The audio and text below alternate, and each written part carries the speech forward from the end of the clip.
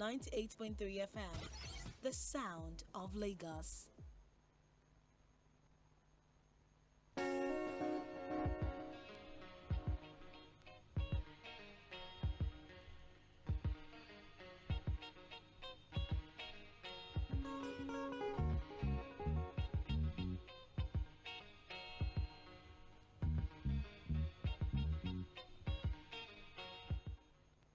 All right, it's time for Political Roundtable on Mainland 98.3 FM. My name is Saheed Fuhad. Of course, this is the show where we discuss strictly politics. Yes, politics is all we talk about on the show Political Roundtable Mainland 98.3 FM. Again, my name is Saheed Fuhad.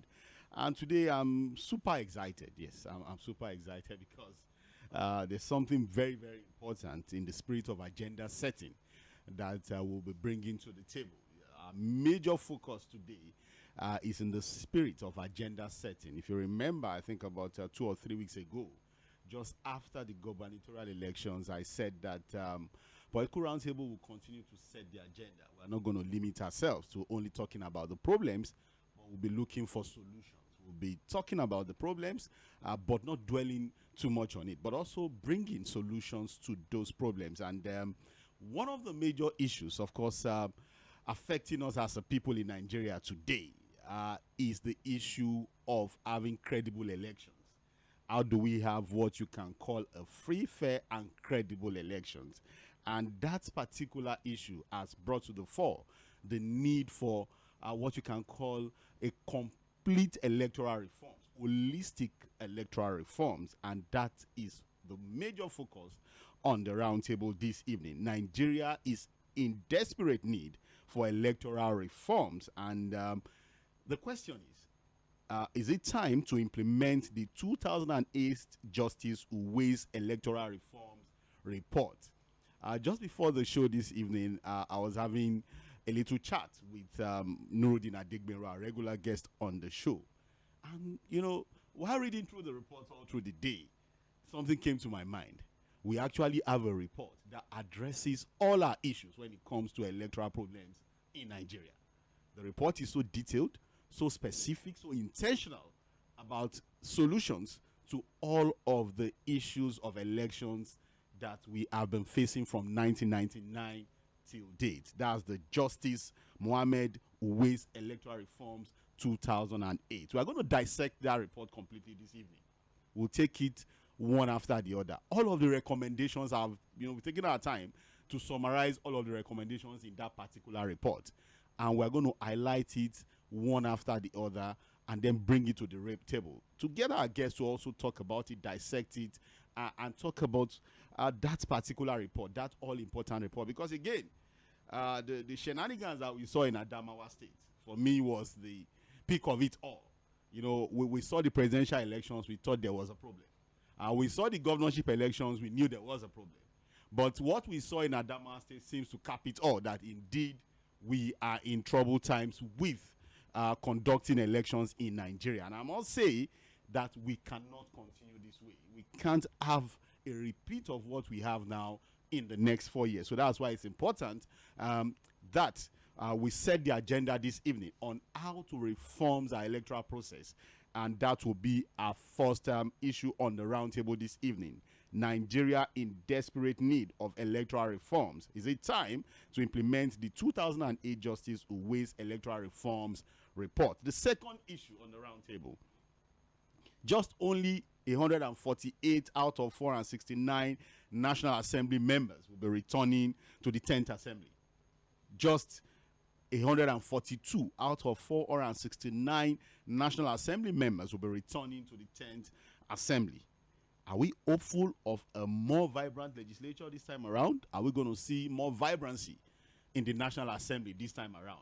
Or, like people would always argue, that we are going to be losing a lot of experienced hands who are supposed to give us a more robust National Assembly. So, this particular situation, is it a positive outcome, or do you consider that a negative outcome, in the sense that the new people that are going to be going, the new honorables, the new legislative members, would they bring the much desired vibrancy into the National Assembly, or it's a minus, the fact that we are losing experienced hands who are supposed to return and firm up our legislative process are not going to be returning to the National Assembly. Those are the two issues we'll be considering on the roundtable this evening. I have Nurudeen Adegbenro already seated with me here in the studio. And we're also going to be having Barrister Kurtis Adigba join us in the studio live. He's going to be joining us maybe as we start to, dissect the issues. He has promised to be with us in the studio this evening. But Nurudeen is already seated. Good evening, Nurudeen Adegbenro. Well, good evening. And this is the first edition after Ramadan. Yes. And well, to all our listeners, we hope you people have a very good time in resting. And tomorrow is still a holiday, but journalists, we have to do our job. we have to do our job. But what is important there is that today's program is going to be very entertaining. It's going to be educative and also informative, because a lot of people have not checked Uwais reports. That's Uwais report, yeah.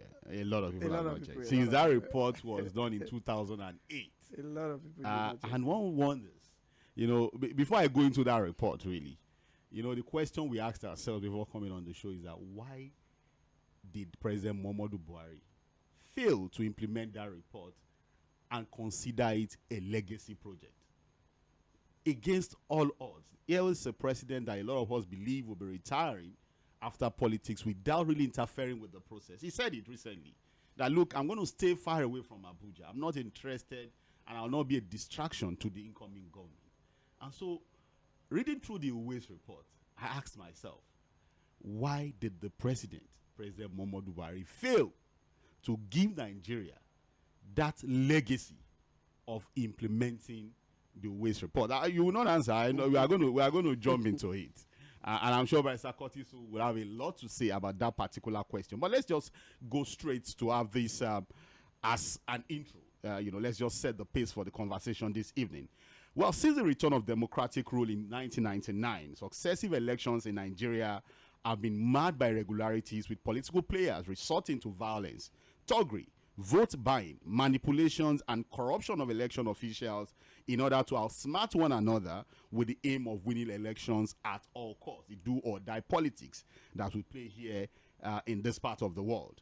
More than ever before, the outcome of the just concluded 2023 general elections have brought about renewed clamor for a complete and holistic electoral reforms in Nigeria. How can we curb the menace of election rigging, and then, of course, the corruption of election officials in the country? How do we ensure a more credible and transparent electoral process in the country? Experts and the national community have continually called for electoral reforms in Nigeria. Many Nigerians are suggesting a digging up of the retired Justice Mohammed Lawal Uwais-led Electoral Reform Committee report, whose panel on December 11, 2008 made several recommendations on how to get the best from our electoral process. Yes, December 11, 2008, the committee submitted a report making recommendations, several recommendations on how to get the best from our electoral process. And of course, the summary of that report, we've taken our time to dissect it and of course bring it to the table. Of course, there are 9 areas of concentration that we're going to be dissecting on the show this evening. The first, as part of the report, is the reorganization of INEC, which the report was specific about. The second is the funding of INEC. The third, composition of INEC board. The fourth, tenure of office of the board members of INEC. And then you have the fifth issue, as recommended in that report, the security of tenure of INEC board members. And then, of course, conclusion of election disputes before swearing in was also addressed in that report. It's one issue that we are talking about now. That report actually gave solutions to how we can conclude election disputes before swearing in. And then there's also the curbing of election violence. How do we treat and undo thuggery, voter suppression, and violence during our elections? That report also gave recommendations on how to stop election violence in Nigeria. And then, of course, prosecution of electoral offenders. How do we ensure speedy and proper prosecution of electoral offenders? The report also made suggestions on that. And then also the report finally talked about dates for elections. When are we supposed to conduct our elections to give room for a speedy, conclusion of electoral disputes before swearing in? Again, these are 9 areas of concentration for me. Again, looking at the entire report, the major highlights of the Justice Uwais 2008 Electoral Reforms Committee report. Again, in the build-up to the general elections this year, political pundits, again, one of the issues that we are going to dwell on this evening. In the build-up to the general elections this year, political pundits raised concerns of neutrality of the resident electoral commissioners. If there's one thing Nurudeen has always said on the show, the fact that most of these regs have political affiliations. Because, again, if you look at how they were appointed, he kept talking about the fact that, look, a lot of these guys are not apolitical. They are actually members of political parties hiding as resident electoral commissioners. Again, a lot of us will say these are allegations, but the recent misbehavior of the rec in Adamawa State, it says a whole lot about those assumptions or those speculations that a lot of these recs may actually be politically exposed, and that's the reason why a lot of them misbehaved in the last general elections. There's also the issue of beavers and the rest. Now, the alarm was raised on 2 premises, and we've talked about those alarms on the show. Again, it will be recalled that in 2008, the Justice Muhammad Uwais Electoral Reforms report shared a similar sentiment about the management of elections in Nigeria. And of course, like I said, we are going to dissect all of the things recommended in the Justice Uwais report. Before we take them, because we're going to take them in twos, that's what I'm going to do this evening. We'll take them 2 by 2 and then continue to talk about those recommendations and see whether these are things that we should, as a matter of national emergency, put on the table of the incoming government and the new legislatures to implement almost immediately. Because again, I'll continue to say it, we cannot have a repeat of 2023 in 2027. It's going to be a waste of time. It's going to be a waste of resources as far as the country is concerned. We need to reform our electoral process. We know all of the problems, so we're not going to be talking about problems again today. Our election problems, we already know them. We saw them live. Thuggery, vote buying, voter suppression, corrupt election officials, and all of that.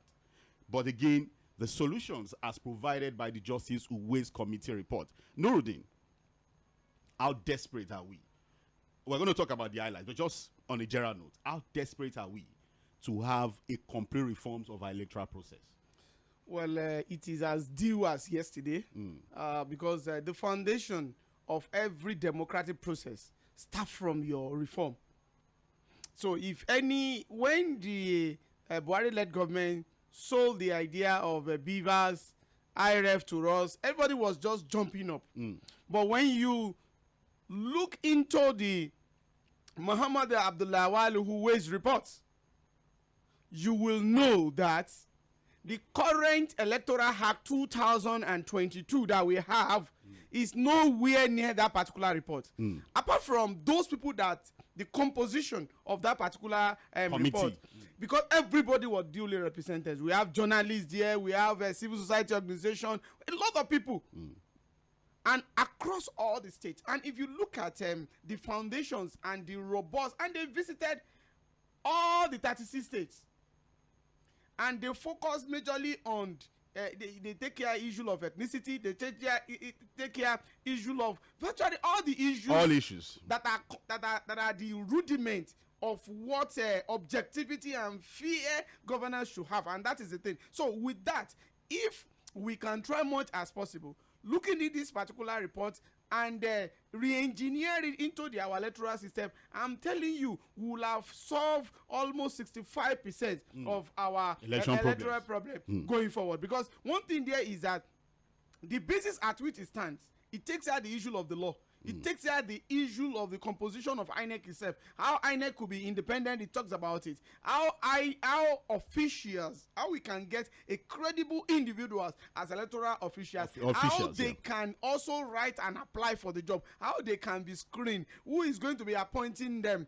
So all those things, and remove the hands of the three especially the major two, the executive and the legislature, away from the composition of this. Because that is one of the things that is still, I have said it severally, that majority of the INEC officials we have, from the ward down to the LGA, down to the states, and down to the federal, majority of them are politicians. Majority in fact, they are not just politicians, they are card carrying member of political party. We should not deceive ourselves, because that is one of the things. Even the last election we did, you've not seen a rec official. That the space between the first and second position and the council vote is more than what separates them. What did the law say? He will rush out just to go, and the same way this electoral whatever, he makes sure he forced the returning officer to declare a particular candidate a winner. When you have, so that's why even by the time we get to the Court of Appeal, we will be seeing then a lot of electoral tribunal, we will be seeing a lot of drama that has happened, because that one is going to be like an open book for people to see. To see, because there are a lot of shenanigans that happens in the hands of all those electoral commissioners and electoral officers. Another thing again is that it's really put the issue of security in the hands of the even judicially. By the time you look at the Uwais report, he try much as possible to relieve some certain objective politicians away from proving how they were rigged out of the court. So all this putting together is a kind of thing that people need to listen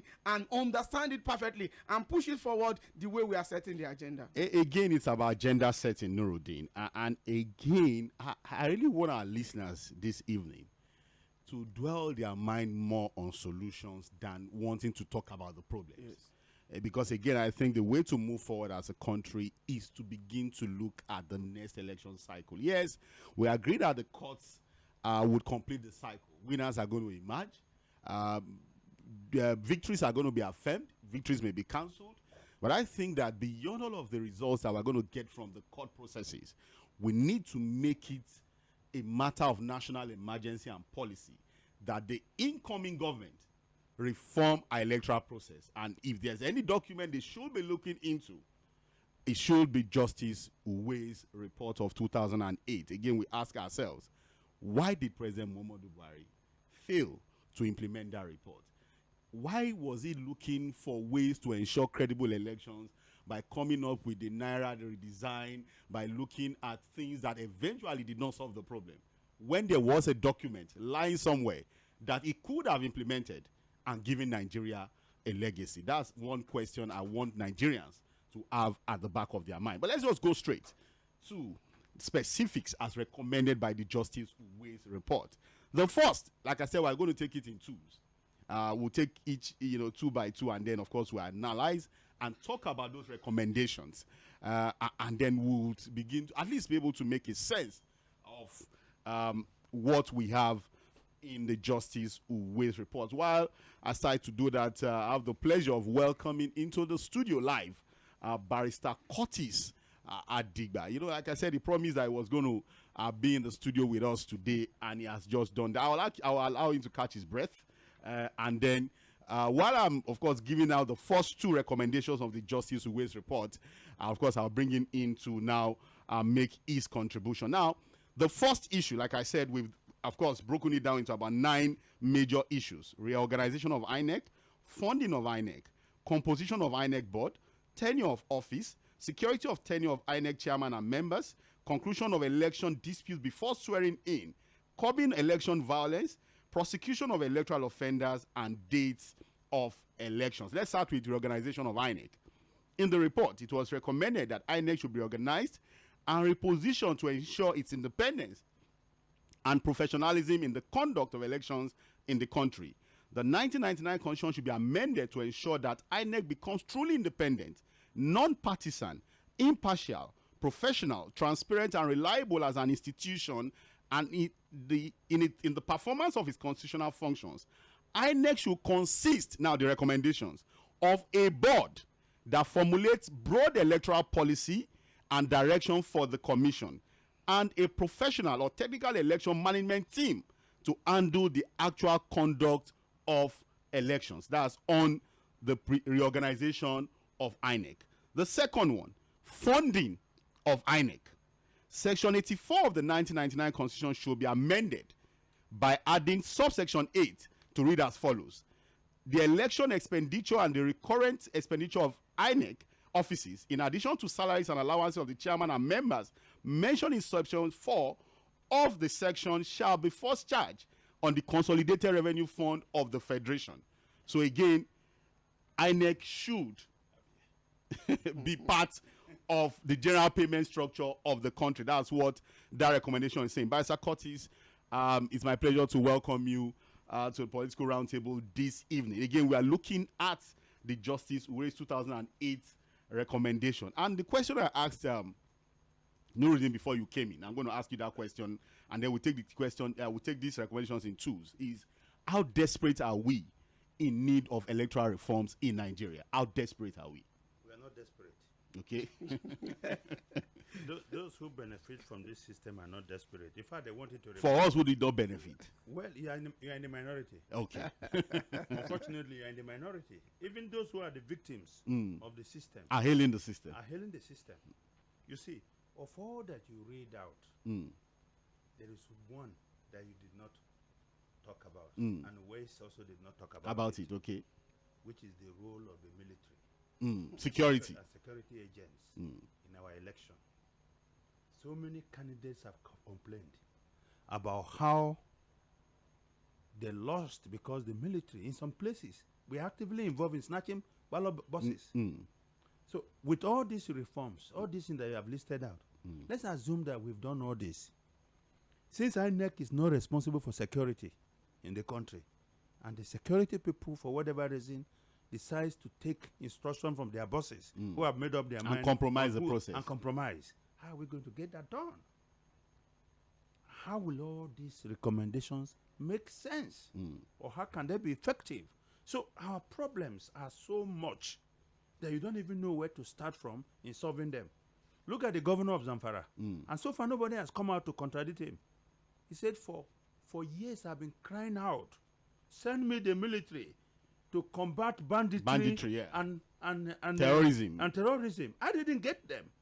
On election day, I saw so many soldiers. I got 50 truckload of soldiers. For elections? Yes, who directly were used for the election. The former governor, the current governor of Sokoto, who is now going to the Senate. Tamboa. You have to hear his own story too, about how the military, was used. It was like everybody had one ass or the other to grind with him. Even members of his party wanted him to lose, to prove a point that he was a traitor and all that. So the point here is this. We can carry out all this until we can build a system of elections that we not involve so much the military in how the elections are conducted. Look at the United States, for instance. You don't see any soldier on election day or police people participate in election unless they are called by the election officials and say, there's a situation here that we want you to deal with. Do you understand? Now, in our own election, and as it is, because one, like I said the other time, you can have all the sweet words of campaign, hire the best consultants in the world, okay? Have the best program, build the most elaborate campaign infrastructure, or whatever you call it. If you don't have thugs, you might not win. Do you understand what we're saying? But we saw what happened in this election across the entire country now. We saw it. So our reforms should also go further than this. How do we take the military, the police, and all the military people out of our election?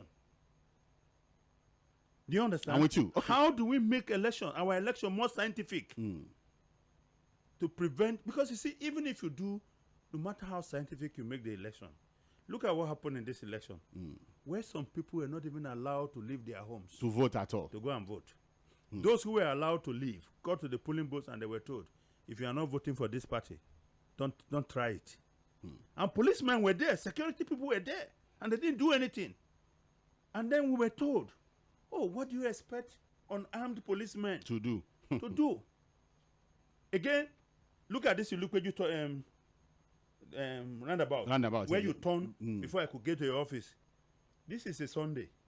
the police are not in a war situation. We were fully armed, check. AK-47 and harassing motorists there. But on election day, when you know that the potential for violence is high, you deployed policemen to the polling booths unarmed.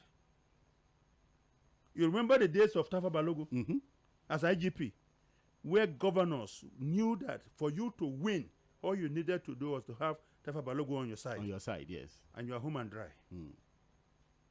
So we can talk about whatever we want to do, so long as those who benefit from this system are not committed to the reforms itself. You understand? Yar'Adua was the unique Nigerian. Yeah, because he set up, again, we can't talk about the Uwais report without mentioning the late Yar'Adua. Don't forget that the former president Obasanjo promised a do-or-die election. Yes. And Yar'Adua emerged from that process. Benefited from that do-or-die election. Process. And condemned the process. But when he was told about how bad the process was, he said, the elections were deeply flawed. I will accept any outcome by the court. By the courts, yeah. And I will do something. And I will do something about it. And when the court eventually came and said, substantial compliance. It wasn't too bad. Yar'Adua then decided to set up the Uwais committee to ensure that we have better elections. So you can see to that extent that this was somebody who was thinking beyond himself. Yeah. And the biggest problem we have in Africa, not in Nigeria alone, that you cannot find people who will live for causes that are greater than them. Before we go into, because again, yes, we understand that, again, security concerns is a major issue, but we still have to look at all of these recommendations. No, we'll look at them. But again, I asked Nurudeen before you came in, again, he was on the sidelines before we came on the show, that why did President Muhammadu Buhari fail to look at this particular report of Justice Uwais, retired? Because again, one would think that one of the things he felt he was going to do leaving office was to give us credible elections. Again, that was what informed, according to the government, the Naira design policy and some policies that we saw prior to the elections.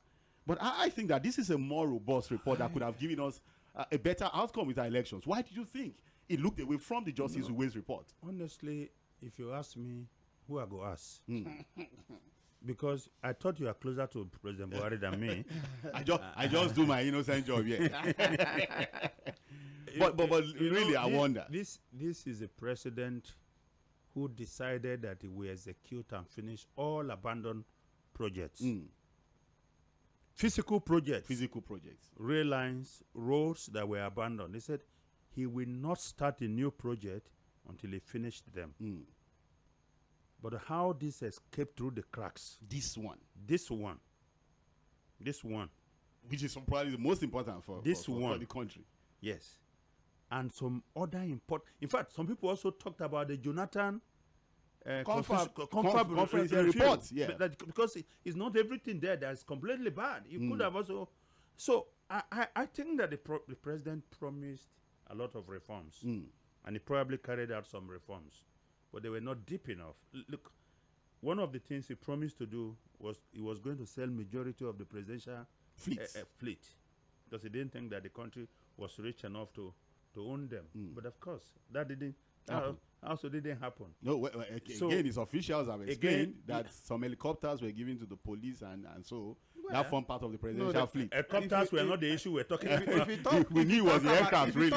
If you talk about his promises, and we want to highlight the one that he did not fulfill, he said under his watch that it's only a serious government that students will be at home for 4 months.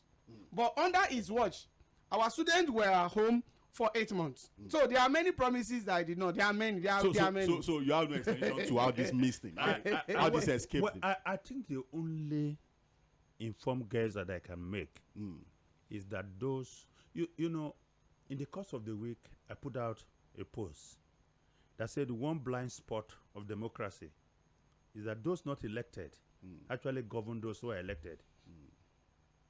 You know, if you're a governor now, me and Nurudeen were close to you, chief of staff or advisor. You know, we control you somehow. People think you are the one making all the decisions. But the people around you. So maybe the kitchen cabinet of this president didn't make it a priority for him. And they don't even bring it to the table. I probably felt that the current system that we have would ensure that he's re-elected. Don't forget that one of the reasons why the Electoral Act 2010 originally was not signed was because he was standing re-election. And then the Ninth Assembly said they were going to juggle the election schedule round. Because they will now have the governorship before the presidential. Yes, because they feel that it has the bandwagon effect in favor of the party which that we have retained. Do you understand? So I don't think that it was for lack of knowledge that he looked away from this report. Electoral reform was crucial or critical. I think it's because the kitchen cabinet or those around him felt that if you drastically change the system, you remember the former Edo State governor during the campaign, where he was saying and said, if this president wanted to change the currency, if he wanted to do cashless policy, why did he not do it during his own election? Why did he wait until another person's election? He wants to spoil the election. So these are minor considerations that when you think about them, people think that they are being petty, but these things do truly happen. So I want to believe that it was not that he forgot it, but the fact that it wasn't important and that he wasn't going to be like help to promote his own personal interests above others. So that's why. Because again, one would think that in 2023 he wasn't going to be standing for election. He was off the ballot, and this could have been a policy. Immediately he was re-elected, and that he would have pushed at least for us to have better elections in the country. Yeah, but you know, don't also forget that for quite some time, the president wasn't well. In as much as I'm not happy with some things they didn't do, I also recognize the fact that he has a limitation. I think it was 8 or 9 months that he was in the hospital, and thereafter he's been going to one medical checkup or the other. But you know what? The president doesn't have to be physically around to get things done. That's why he's given the opportunity to hire as many aides, as he wanted. But I will tell you something. There's a systemic problem in our country. A systemic problem, deep-rooted systemic problem that does not allow proper things to get done easily. Yes. Again, I think a lot of people will also give the excuse that, look, he could not have done it as a president. This was still going to have to pass through the National Assembly for approvals because these are constitutional amendment matters. No, but these things could have gone into the Electoral Act. You remember there were all kind of issues that went into the Electoral Act, came out. In fact, after he gave assent, he then objected to a particular part of the Electoral Act, which is Attorney General pointed to him and said, no, you can't do that. You signed. You can't come again and say. To me, with the kind of Attorney General that is that was in charge, it's going to be very difficult to input Uwais report into Electoral Act. Number one. Then number two, there is no politician that is reaping. We say a rotten system. I want the set that to now change. No politician in Nigeria. There is no politician in Nigeria. In other places. No politician in Nigeria that benefits from a rotten system that wants it to change. In a sane environment, majority of our politicians will not win an election.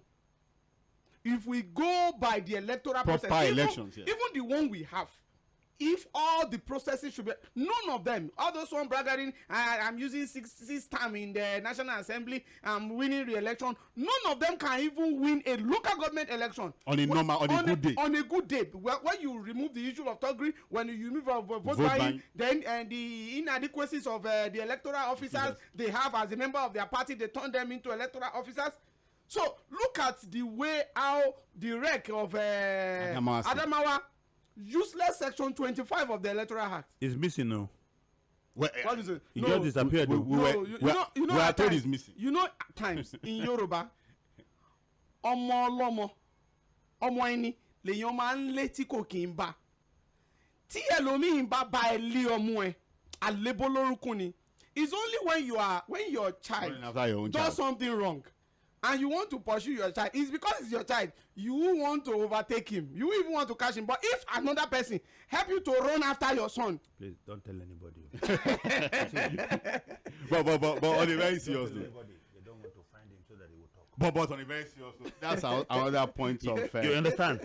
Honestly, that's another. The man couldn't have done what he did on his own. What's his own benefit? He had a commissioner of police sitting beside him on that very. The state director and the civil defense. Were there. In fact, when one of the agents wanted to seize one paper from his hand. He's The- the one the that police The rescued police people him intervened quickly and shepherded him away from there. Shepherded him away from that from place. that The situation. man couldn't have done what he did without instruction from above or collusion with some powerful forces. How can you come? Look, the whole thing was orchestrated. Yeah.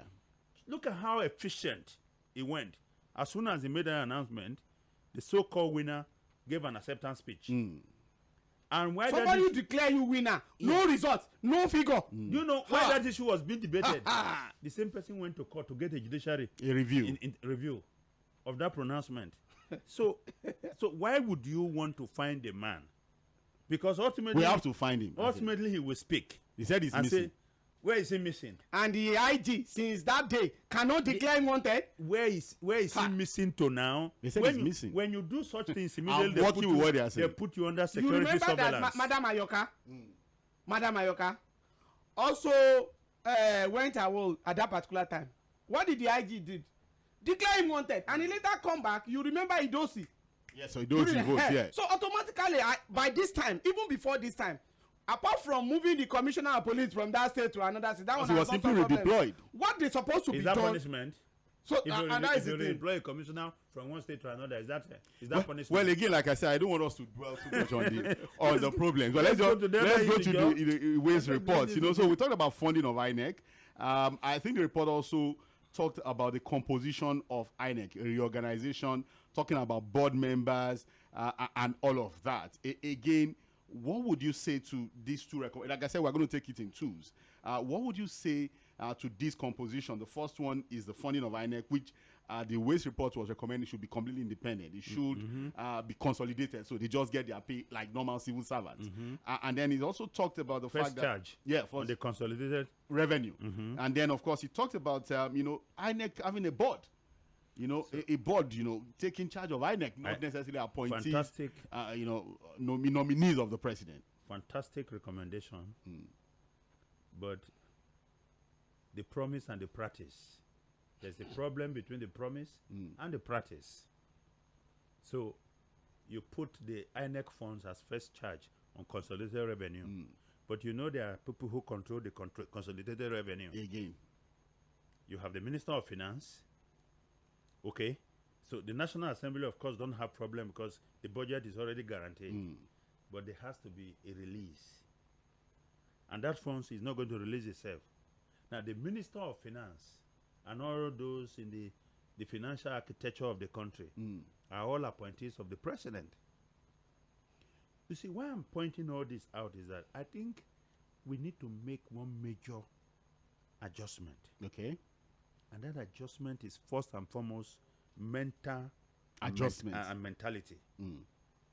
That this is our country. If we want this country to make progress, we have to lift national causes above personal interests. If that becomes the driving force of whatever we do, if that becomes the national vision of whatever we look up to, you will find out that whoever is found in a position will seek to do what is right. Let me give you an example. After the 2020 election in the United States, the sitting president, then Trump, said he did not lose the election.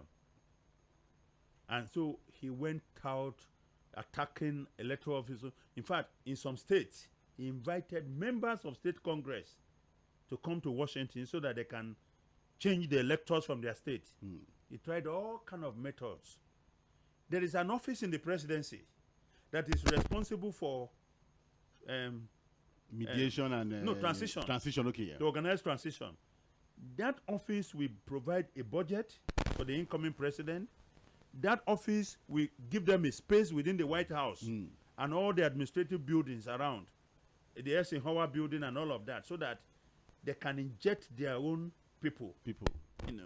Inject their own people into the process. Now, the head of that office was appointed by Trump, and she's a Republican. She waited and waited because, you see, after the election of November, then comes December 14th, when all the electors, will be ratified by their states, and then the documents are moved to Washington.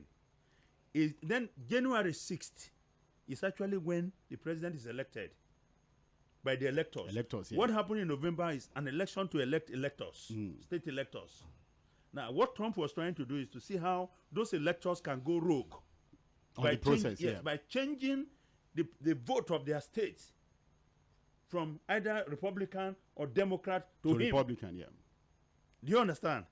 As soon as that final process took place and it was confirmed that Biden is going to be president, that lady defied the president and set up the transition Immediately. Without it, yeah. That lady could have said, no, I'm not going to agree. And she will cause crisis.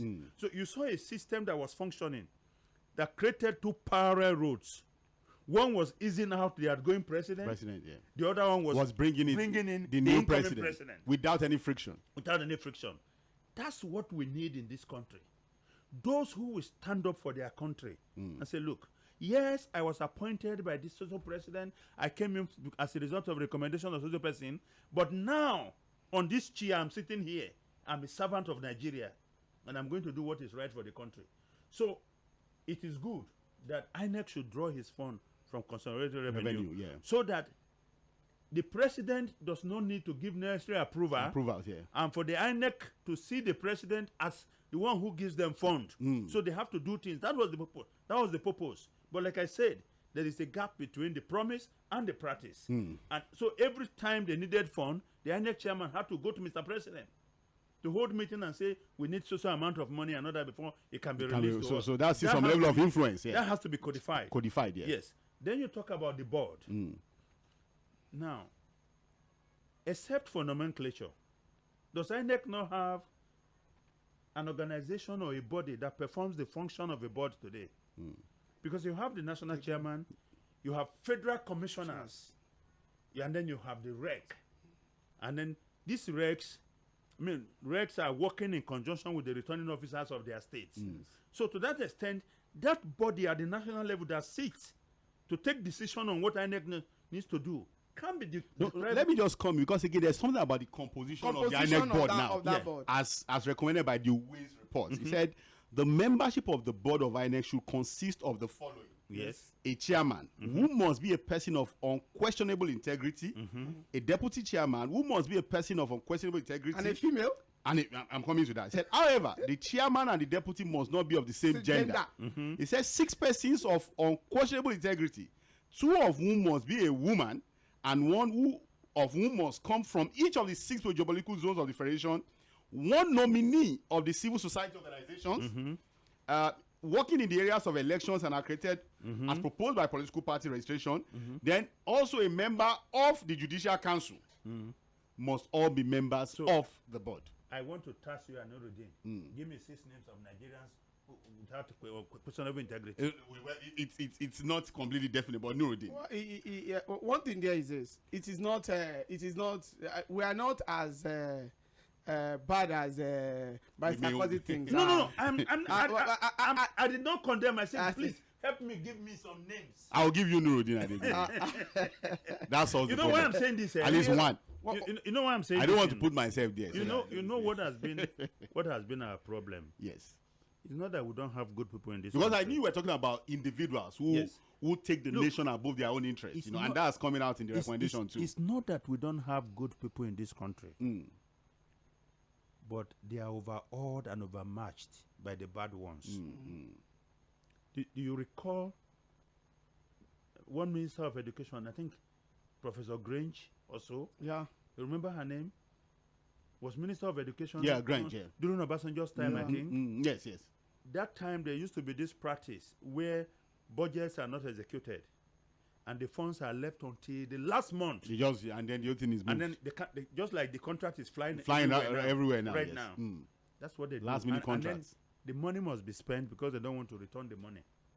That woman said she was approached 3 times by the head of the ministry. First and foremost, I think the permanent secretary, they say, look, madam, this money, we don't return money. With the share. She said she didn't want. Second time, the third time, they said, look, nothing will happen. This is it's a practice, here. And of course, we knew what happened to her at the end of the day. So it's like, if you are someone with some level of integrity and you're going into government, you have to be prepared to stand ramrod against all kind of principalities. things. Now, we can find this kind of people in the country, and that is not to say there will be no attempt by politicians to compromise them. There will be no attempt to buy their loyalty, whether with cash or something. I mean, did you just hear that one of the most vocal and most principled justices of the Supreme Court in the United States, Clarence Thomas, has been found to be living off a wealthy Republican donor. The house is living. Every time he's going on holiday, the man pays, gives him private jet to travel which is inducement and exactly conflict of interest. You get the point that I'm making. So we can put all this in place, but if we don't find people who again put the interests of the country above their personal comfort, above their personal interest, and say, look, we will do this. And then if we have also a system that can monitor them, because you see, I don't know, you heard about Jefferson, Congressman Jefferson, that was sometimes linked to Tatico. How did they get him? When the FBI suspected he was involved in some kind of relationship, they busted his house, and they found that the $100,000 in cash was loaded into his deep freezer. There are ways to monitor people. All right? And so, if you then leave it to the personal quality of people alone. Without monitoring. Yes. And you know, how many people have we talked about in this country as fantastic people and sent into government? And then they disappoint us when they get there. And then they're disappointed. You know, I think somebody talked about the Aso Rock syndrome or something. There's no syndrome in that. Okay, people who go there are the ones carrying the syndrome. But on the issue of monitoring, getting the right people, and of course allowing them to do the job properly, Nurudeen, the Uwais report also made a recommendation on the security of tenure of INEC chairman and members. And it says the chairman and members of the board of INEC may only be removed That's a third vote by the Senate and recommendation of the National Judicial Council by 2/3 majority of the Senate. With conditions, though. I'm coming, yes. I'm bringing the conditions now. Which shall include at least 10 members of the opposition, of the minority parties, again, to make them comfortable while doing the job now. Because like I said, you know, the Uwais report is quite robust, but we need to just summarize because of time. He said, look, the chairman and members of the board of INEC may not be removed by the Senate on the recommendation of the National Judicial, may only be removed, by the Senate, by the recommendation of the National Judicial Council, and by 2/3 majority of the Senate. That 2/3 now, because again, you could have a situation where the ruling party has majority and they have the 2/3 numbers. But he said, look, the Senate shall include at least 10 members of the minority parties in the Senate. Again, Fuhad, you are not getting the point that I'm getting the point, but you think this could help in making them do the job properly? Have you not heard about the National Judicial Council itself being bedeviled with corruption recently? But they are still better than the executive and the legislature. But one would think at that level no, don't think so.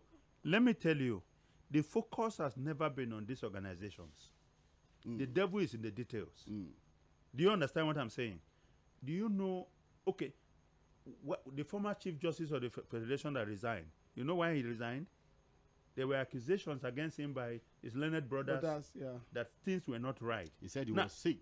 So that's what, look, I'm bringing this out so that we also know that even the bodies that we're thinking will regulate others themselves have issues. They have issues. However, we can cobble these things together. Start from somewhere. At some level of protection for them. Yes, I agree that if members of the INEC board are sure that they can go ahead and do their jobs, would anybody remove them? And they have no fear of being removed. Yes, it will give them courage.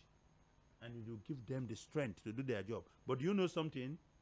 What if we have a political system where the Senate is dominated by one party?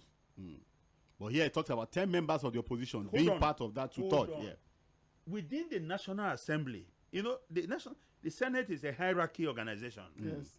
So you have a minority leader. Now, apart from the parties disagreeing within themselves over what should be the mode of election or who should get what in National Assembly, can you tell me how many times they've quarreled over national affairs? They seem to be always on the same page. In fact, when it comes, any motion of national urgency, they know how to settle it among themselves.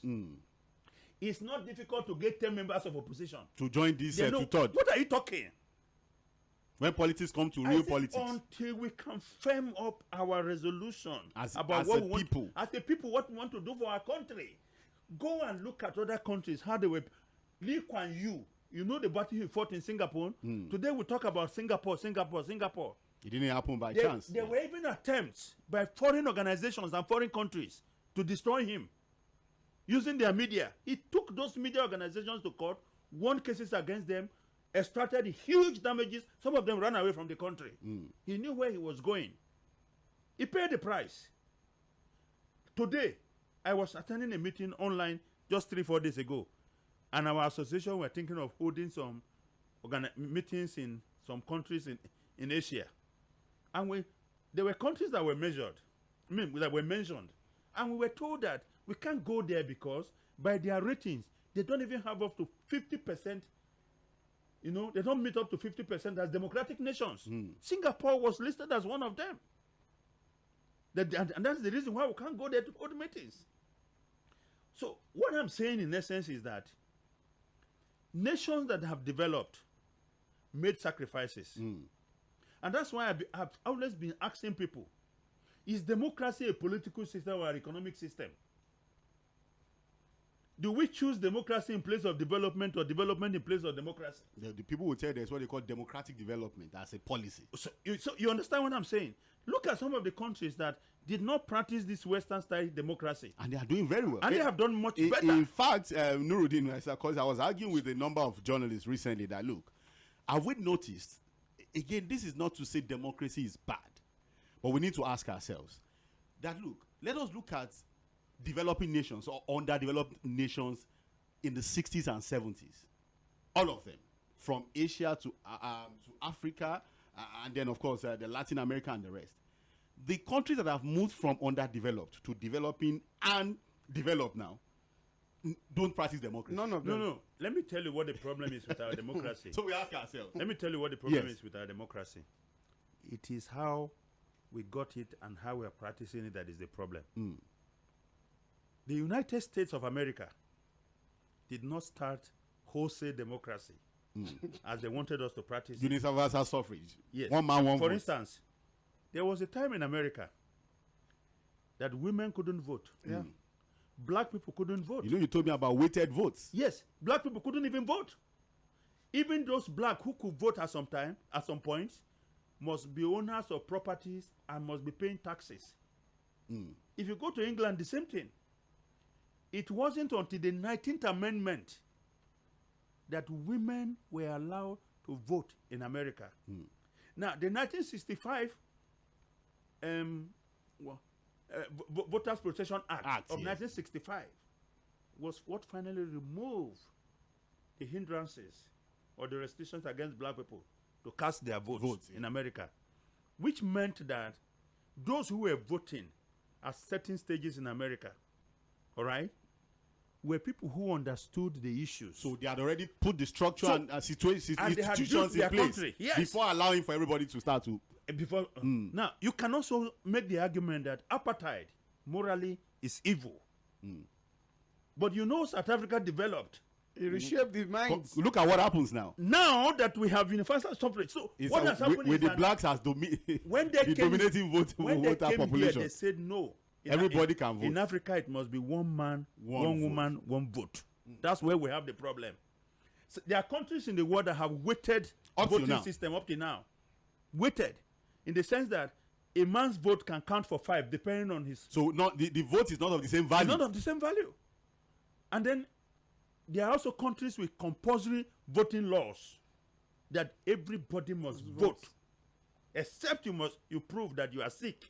Canada is one of them. You must come out and vote. Australia is another. If you don't vote, you'll be penalized. So you have situations where the elitist class sit at home, don't even bother with anything. Yes. So what is happening here is someone who sits on in the backside of one part of this country who doesn't even understand the issues at all. As far as he understands, the purpose of this election for him is the 5,000 that one politician and is his going to vote bring. is of the same quality as And his vote is of Kurtis' vote. Yes. Or Nuruddin's vote. So these are so there's nothing wrong with democracy. It is the type of democracy The that way we're we practice it. So we need to look at that. Look at Rwanda, where people will tell you Rwanda is not a democratic. I told them nation. Kagame is not as democratic understand? as we think. Yes, but it's making progress for the country. Because he decides the kind of democracy he Because wants. if you first of all have to build the structure and the infrastructure to support democracy. What a typical black man does not have the discipline to govern himself. That's why even in Lagos traffic here, once there's no light and there's no lasma there, Everybody begins everywhere is jam-packed. packed, We don't have the sense that if we allow this man to go and he goes and everybody goes without look, any. you go to a place like the United States, you come to a T-junction. No light, no police. Okay? You know what? They make a mental picture of who got there first before the other. And One by in turn, one, everybody. the traffic will move like that. And that's how people live. Okay, because there's a lot to talk about. Nurudeen, I want you to dwell on this one, Nurudeen. Now, the Uwais report also talked about conclusion of election dispute before swearing in. You know, it's on the table. The senior advocate of Nigeria, Agbakoba, you know, before the elections, it was one of the things he said we should look at, and he's still talking about it. But again, unfortunately, I don't think the timelines we have now can allow that to happen. But again, this was a recommendation from the Justice Uwais committee report that, look, there's a need to produce rules and procedures and enhance speedy disposition of election petitions. Now, there's a part, very interesting part, by Mr. Kurtis, luckily you are here.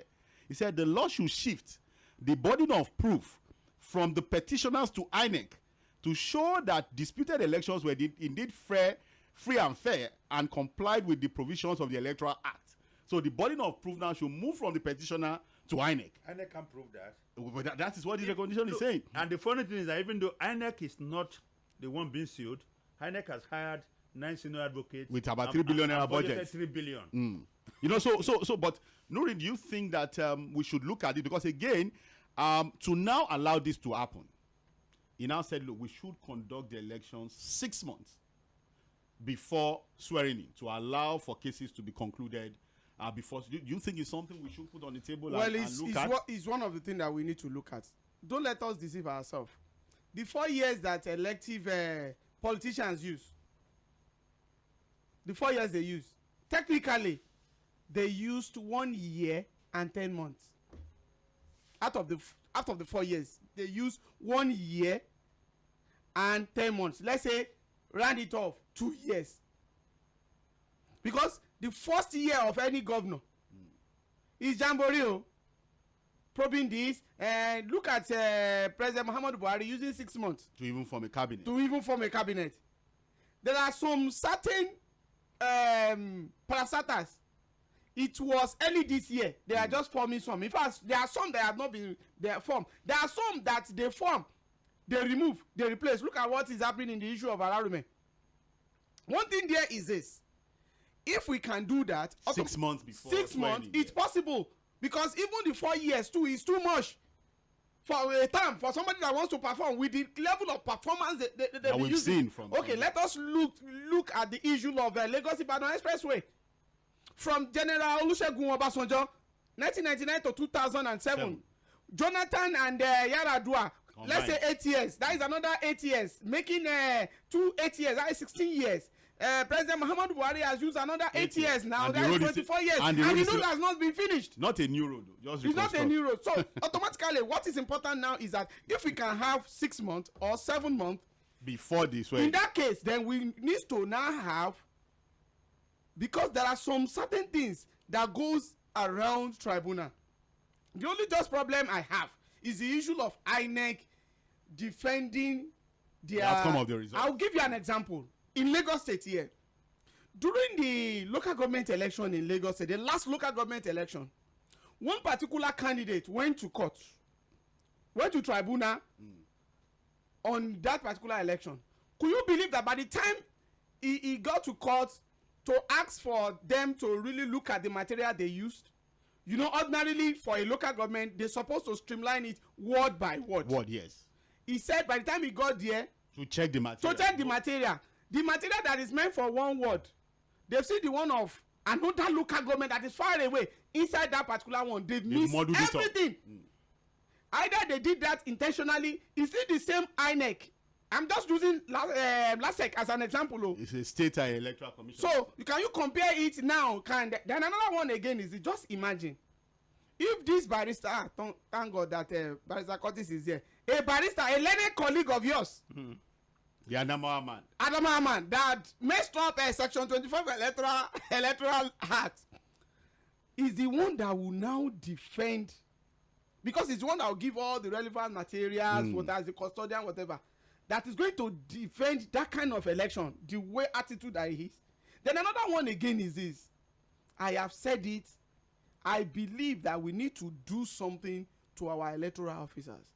Many of them are politicians. Well, we're going to get so with that, it's going to be very hard for us. But in terms of having all the judicial processes before being sworn in, I totally agree with it, because it makes the person that has won to now be focused. You are not waiting for any court of appeal judgment. You are not waiting for, and you go straight. Olisa Bakoba's SAN's argument is that, look, again, there's the issue of legitimacy hanging on who has already been sworn in.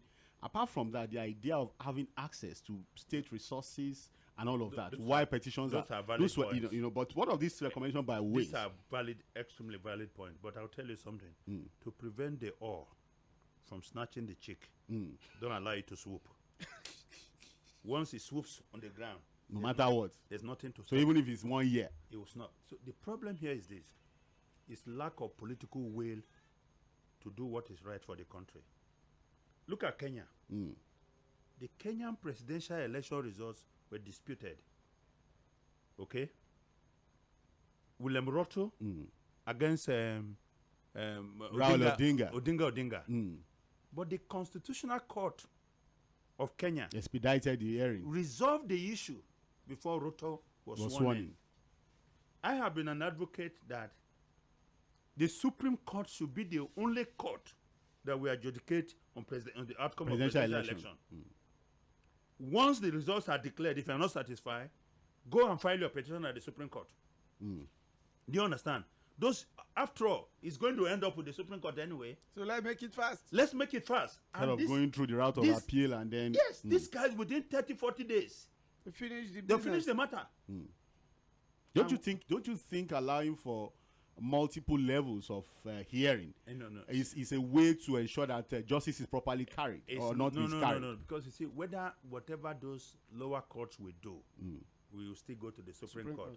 That's why in Kenya, they gave the Supreme Court of Kenya the original jurisdiction to handle presidential election matters. To make sure that everything is determined before the president is sworn in. Nothing hangs on his head. Because you see, like Kurtis Adigba said, once he takes over power, don't forget that he has levers of authority and power to begin to move around. He will begin to use state funds to defend himself. Now that's what Kurtis Adigba is saying. The process. That would most likely want to even use it to truncate the process. So I agree with Uwais that these cases should be disposed of. The idea of him saying we should conduct the election 6 months before. No, even if we don't conduct 6 months before. But if it's only Supreme Court that handles it, yeah. Look, for instance, like the governors. You know, it used to be Court of Appeal. Now they're taking it to Tribunal, Appeal, Court and of Supreme. Appeal has to be used to the be the final before, before it's now Supreme. There were a lot of cases of corruption and all. At the appeal court level, and then he went to the Supreme Court, of course. But what I'm even saying is that you can say that for governorship election, okay, it can start from the Court of Appeal, and then enter the Supreme Court. And enter the Supreme Court. We can look 90 days. Within 90 days after election, we can finish this issue.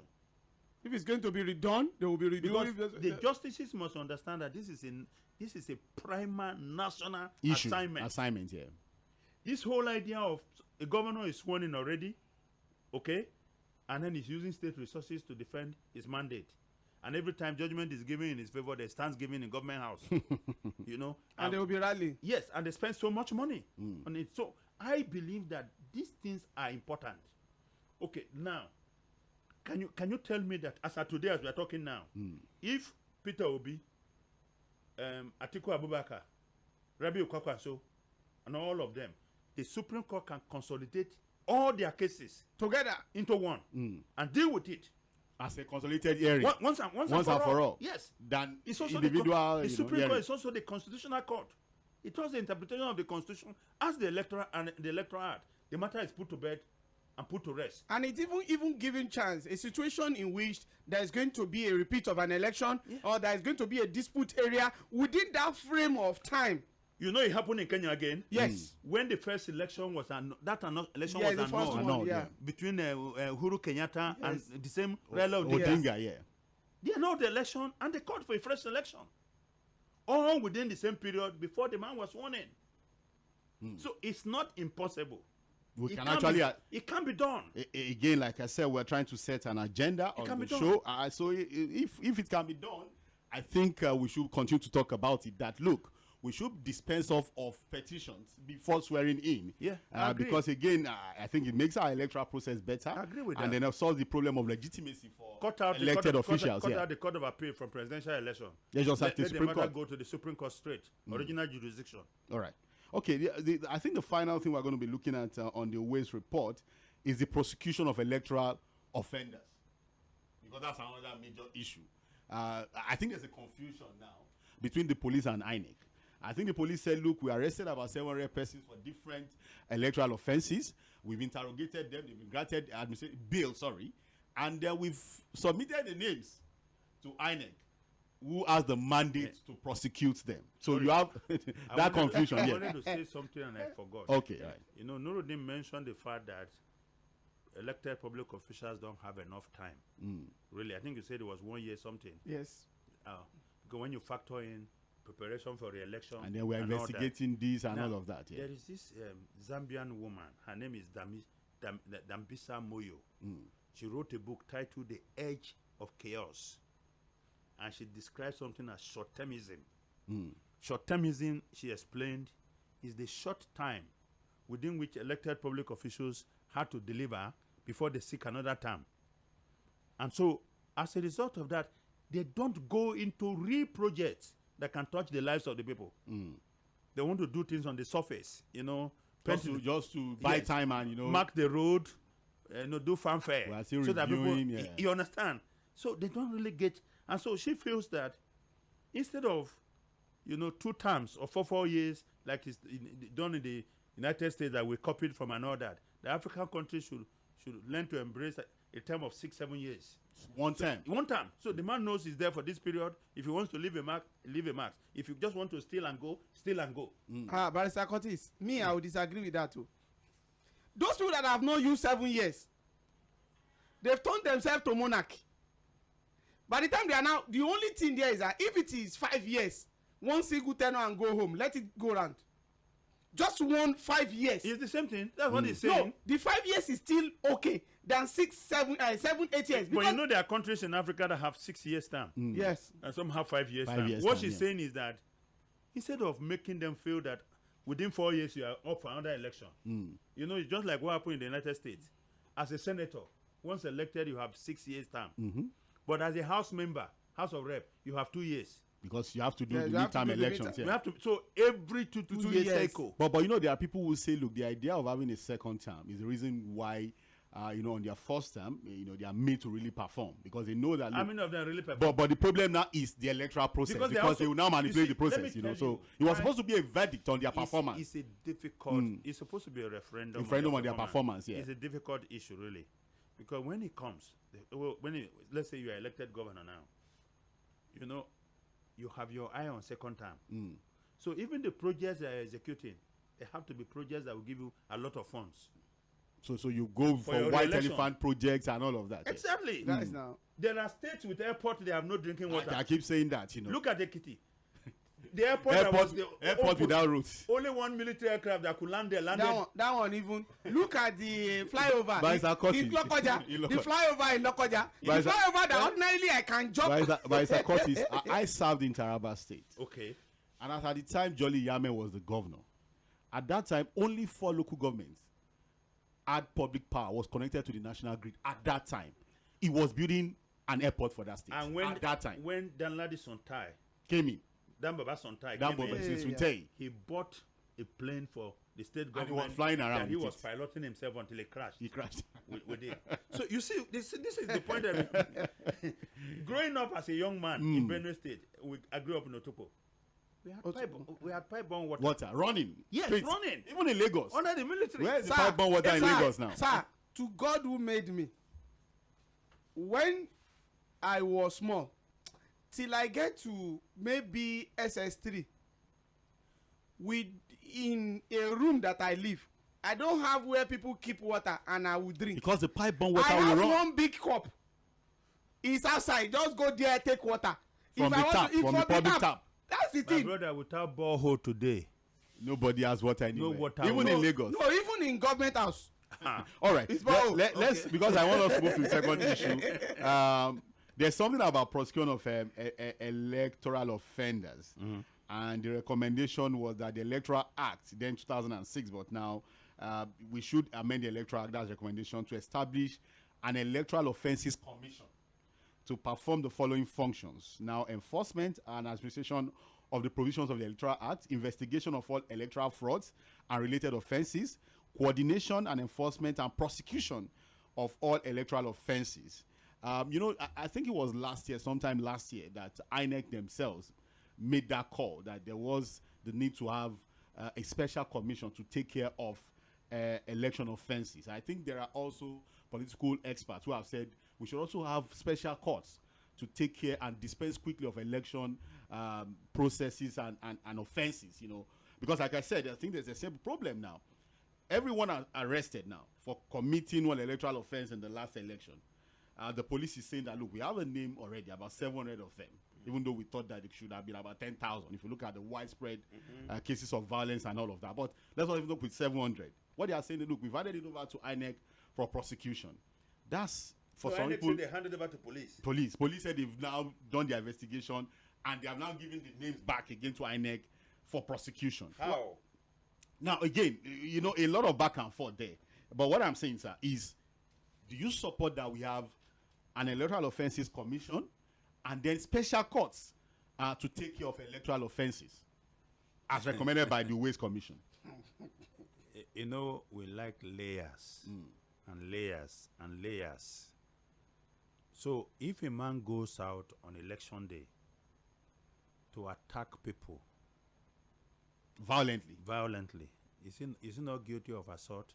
Which the police should be able to handle. Is it not a criminal Criminal offense? Section 4 of the Police Act gives the police power to arrest, to nip in the bud, and prosecute? And prosecute. In fact, this whole idea that when things happen, that the president has to call on the police to investigate a crime, like it's happening in Adama State. I just laugh. You understand? Call you to do your function. Yes. Because I said that, look, at least on the ferry, there are bases to prosecute the wreck. Look, although it's missing, according to them. now, if you snatched the ballot box and you arrested, if you tampered with the results of the election, you are guilty of forgery. Yes. The criminal code has provision to deal with such things. The penal code has in the provision north to deal with things like that. such things. Now, if you then attack people and prevent them from voting, and in the process they are injured, assault, there are also laws to deal with this. All of these issues. You understand? So why do we need a special court or commission? Now, the argument will be that you have the courts, the normal courts are clogged, and that if you have to try these cases in the normal courts, you are going to have the delay. But you see, the people, the thugs, are agents of elite politicians. Yes, of course. Wherever you take them to, they have money to hire lawyers. The same lawyers that will go to the normal court to defend them to go there. And the same technicalities will be involved. Or are they advocating that when they go to those courts, the special court, they will suspend the practice of law or the procedure for trying criminal offenses? It should still be saying in the normal process and procedure. So what I'm saying is that INEC does not need a new set of courts to deal with this. The courts that we have right now are sufficient. All we need to do is to strengthen our law enforcement institutions. You understand? And police don't even need to wait for INEC before they prosecute these cases. Because in the first place, INEC don't arrest people who commit crimes. The police does. In the course of election. It's the police that arrest them. So once you have arrested them, why don't you take them and prosecute them for the offenses that they have committed? Why does INEC need to come to you to set up a new a new court for that purpose. It's just a waste of public resources as far as I'm concerned. I think that the present cost that we have can handle this situation. All the judges need to be told is that, look, these are urgent cases, okay? And they will be tried. Okay. Well, on it, I think I want to say it. We are on national radio, and I need to state this. There are some certain things that police are hiding from us. I'll give you an example. The issue of we have given it to INEC to prosecute is a lie. Because they also prosecute one. I covered one. Yaba Magistrate Court 1 under Magistrate Justice Adeola Olatubosun. Those guys that were arrested, allegedly arrested at Amuwodofin, I think they are like 7, that they said they saw some on the day of elections, yeah. that they saw some voters card with them. They saw some certain in fact 2 females were among them, and they were charged to magistrate court. I covered it.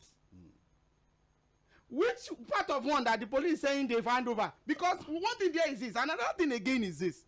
I agree with Barrister Kurtis that our security operatives, particularly police, for us to get this electoral reform well properly done, we need to really reinforce them in terms of numbers. The number of police officers we have in Nigeria cannot protect the vote, cannot protect the electorate, cannot even protect the election. Don't let us deceive ourselves. How many polling units do we have in Nigeria? How many police officers do we have? Even the one they send here that did not even have arms and ammunition, that one is 1. Then 2, we need to enhance them. If you interact with some of them on the day of election, the stubbornness they get through. Some of them cannot even have things to eat. Fine, you can say you give them allowance. That one is honorarium. It does not even match anything. If I mentioned the amount that was given to some certain officers according to what they declared to me, it's not what we should be talking about. Then secondly, is we need much as possible to have only objective police officers dealing with election. Let me tell you, there are some certain police officers during the election. In fact, they normally pay for them to be posted to election duty. Some of them bribe their way to be on election duty because some of them, they are instruments of politicians. Some of them, they are aiding and abetting in making sure they truncate the electoral process. Then another thing again is this. Having a special court could be good idea. But the problem I have, because in the issue of rape and sexual offenses, when it was so rampant, especially Lagos State tried in that particular aspect. area, yeah. So if we can also try that, but the problem I have is this. Is it not the same magistrate, justice, that is going to... There will be no special court, yeah. Those ones that even on their table, the cases in front of them alone is loaded. Are you going to still employ more lawyers? You see, the same government that did not employ more workers, that did not employ more policemen, is the one that will now employ more judges and lawyers. That one is one part. Then another thing again is this. We need to build our institution. The kind of institution we have. Police, judiciary, courts. If we don't work on it, irrespective of any reform I suggest, I'm telling you, it's going to get down, because institutions are the one that make the reforms work. Okay, and because they're going to be permanent. Let's look at one institution because again we need to open the phone lines to take reactions from our listeners this evening. Because if we have to talk about police reforms, we'll not leave the show this evening. But let's look at the National Assembly, which is also very important to whatever reforms that we may be bringing to the table, because again these are constitutional matters that will still have to go through the National Assembly for ratification, hearing and all of that. Now only 142 members out of 469 National Assembly members will be returning to the 10th Assembly. That's what happened in the last election. A lot of them are not returning. Yes. Now there are people who think that, look, that's in itself could mean that we could have a more vibrant National Assembly, because there are a lot of people who think the 9th Assembly was a mere rubber stamp assembly. There are also people who say, oh, no, that's not really a positive thing for the country because we need experience. We need people to go into that house several times to be able to really do the necessary reforms and bring up the kind of laws that will change the fortunes of the country. That experience is needed, like we find it in the United States and some other countries. That, look, the fact that we have people going to the Senate one time and then they are not re-elected is a problem. So where do you stand? Let me start with you, Barrister Kurtis, before we open the phone lines. Do you think that, look, having new set of members dominating the National Assembly is a positive thing and could see us having a more vibrant National Assembly, or it's a negative because we are losing experienced hands who should go back there and, of course, make things better? So what has the experience achieved? The experience that we had before, what has it achieved? I don't have problem with a rubber stamp National Assembly so long as it gets things done. Do you understand? Because somehow there are people who believe that the only time you think a National Assembly is vibrant is when they oppose the executive and fighting. Yes, it's like the Bukola Saraki's National Assembly. For 4 years, that was where the Speaker and Saraki, who are members of the ruling party, constituted themselves to the opposition. And fight their own government throughout for 4 years. Look, I don't have any problem if a National Assembly is a rubber stamp, but it's the executive to do his job or get things done. Because you see, what people think is rubber stamping is a robust democratic process whereby there's constant engagement between the executive and the legislature to make sure that things are done. And when you have a party that is a ruling party with the majority in the National Assembly, be it in the Senate or in the House of Representatives, it's a lot easier. Let me give you an example. In 2009, Barack Obama was sworn in. Democrats had both houses, okay? And Obama set out with very ambitious projects. Now, in the midterm, he used the word shellacked. He lost the House, but retained the Senate. But by a very small margin. And he had to work very hard to get the Obama, what they call Obamacare, passed. Now, you will see that Joe Biden, when he came in, he had the Senate and he had the House of Reps. But in the midterm, he lost the House of Reps. You see what is happening to him right now? Because what you have is ideological conflict. Where Republican members of the House feel that the Democrats are wasteful. The kind of money the Biden is spending on Build Back Better and all that, they feel that it's big government. But you see, the hypocrisy was, when Trump was there, Trump, of course, piled up more debt for America than 3 presidents before him put together. But they looked away. But now they've gone back to physical conservatism. They say, the government is too big. The taxes are too big. Let's cut taxes. The data does not support that. When you cut taxes, you create more jobs. Now, but having said that, I have no problem with the National Assembly. But you see that all of the disputes in America you've highlighted are on policies. No, this is what I'm saying. Look, politics is conflictual. But what are the conflicts about in our own country? So when you talk about experience, and that's why I asked you, yes, we had the National Assembly that had experienced members. What did they achieve for the country? But again, you must understand that the National Assembly is hierarchical in nature. In other words, it trades in rank. Ranking members, okay, who have become institutions. President Joe Biden was in the Senate for over 40 years. Late Ted Kennedy was there for over 50 years. The lion of the Senate. Chuck Grassley. Graham, too. No, yes, Chuck Grassley, the current from Iowa, has been there for so many. So now, to guarantee that, the United States had to use their constitution to ensure that there's not too much rollover of experienced hands. To retain a lot of experienced hands. What did they do? They had what they call the Connecticut Agreement, which said that, look, senators are representatives of their states, while House members are representatives of their people. And that is why the people are given 2 years maximum to reassess. So there's a midterm. So the senators are representative of their state. They give them that leverage to stay longer. And that is why in Nigeria too is the same principle. That's why you have 3 times bigger than Delaware. Okay? Has 2 senators. Delaware has 2 senators. because senators represent their states. They don't represent the people. So it's the same structure we are It's the same working structure with. that we're taking. And what they have done in America is to ensure that, look, once you the 100 senators, right, that only a third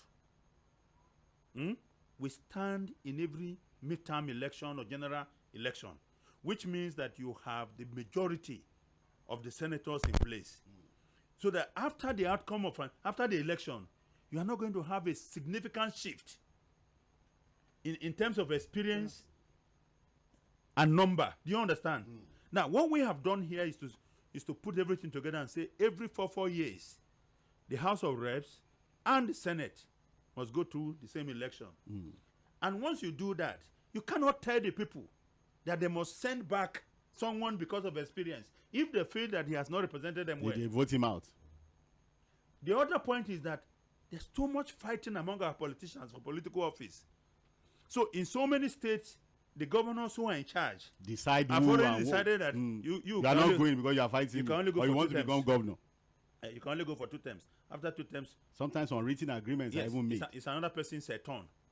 But we saw what happened in Lagos. Senator Yayi moved to Ogun State. Was here for 2 terms. I moved to Ogun State. And when they told him that, look, oh boy, you're not the only one. There's no way again. No. He then discovered that he's from that part of the country. He went there. And he's now a senator still, elected to go to the... So, this will continue to happen, except we take deliberate steps to preserve a working majority at any point in time, especially in the Senate. Because you see, the Senate is where most of the action takes place. The House is more vibrant. You see all kinds of their debates. numbers, yeah. But what they have done... No power to confirm. Yes, like right now, the House can impeach a president. But it takes the Senate to actually remove the president. Ratify it, yes. Yes, to ratify it.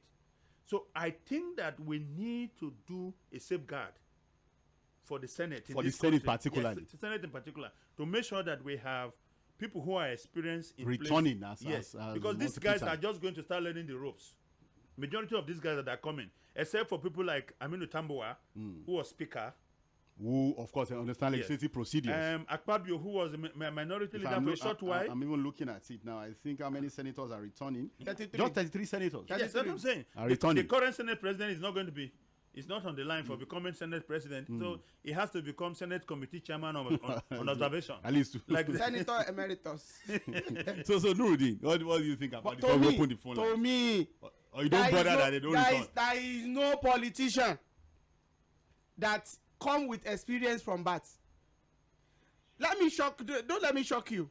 Do you know that there are some of them? We know legislative procedures more than them. Are they the one that is going to sleep? That you are talking about experience? If your people vote, I didn't agree. You feel that if you are not performing, if people have voted you in, you are representing your state. If it's possible, maybe we have only 109 members of reps that return. If it's possible, all these 360 should not return another set of people. So far, they have the mantle of their people. Let me tell you one thing. We are talking about legislative matters.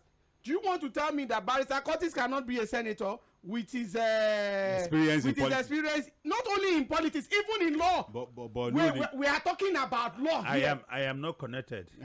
We are talking about law here. So far, those people, their people have voted for them and they'll be represented. Because it takes nothing to learn legislative procedures. Look at what is happening now. Look at that Barr that is coming from Kano State.